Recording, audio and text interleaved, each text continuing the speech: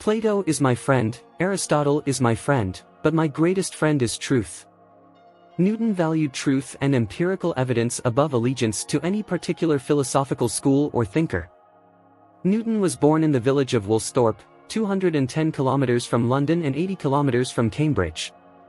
After his father's death, his mother married another man and moved out of the village, and the child stayed with his grandmother. Since childhood, he was interested in various mechanisms and inventions. For example, he watched it for hours until he understood the working principle of the chartpalak, and then he even tried to make a model of it. Newton is not very interested in studying in a country school. But the teachers noticed his talent. However, when he wants to enter the university, his family's financial situation worsens.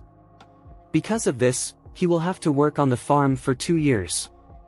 Then he returns to school and starts preparing for university. In 1665 to 1666, the plague spread in London. Mass disease begins among people. These periods entered history under the name, the Great Plague of London. During the Great Plague, a quarter of London, 25%, was destroyed by the plague.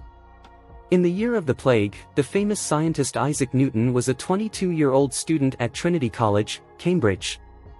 Even then, the government restricted public gatherings to prevent the spread of the epidemic.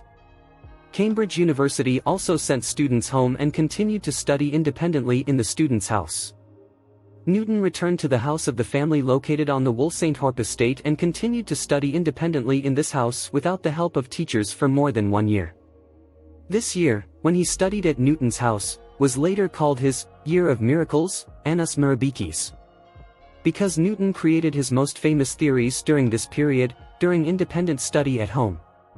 First, he continues to work on the mathematical problems he began studying at Cambridge. The scientific works written on these issues later served as one of the bases for the formation of the science of mathematical analysis. Secondly, on one of the sunny days, he closes the window and all other places where the light falls, and makes his room dark. Then he opens a small hole in the curtain covering the window and blocks the path of light coming from this hole with a glass prism. The light passing through the first side of the prism is scattered by the second side in the form of different colors, like a rainbow. It is this experience that motivates the creation of Newton's theories in the field of optics. Thirdly, the ideas about the universal law of gravitation were born in these years. You must have heard the story that when Newton was sitting under an apple tree, an apple fell on his head, and from that the whole universe founded the law of gravitation. But the apple didn't fall on Newton's head, it's just a tissue scene. While walking in the garden, Newton observes the apples falling from the tree.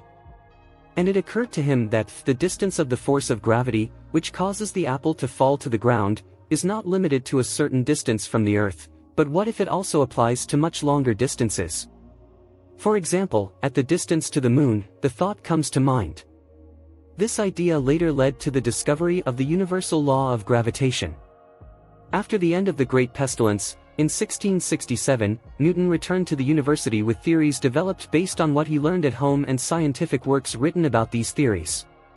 Within 6 months, Newton became a member of the university, fellow, and after 2 years he attained the rank of professor. I can calculate the motion of heavenly bodies, but not the madness of people.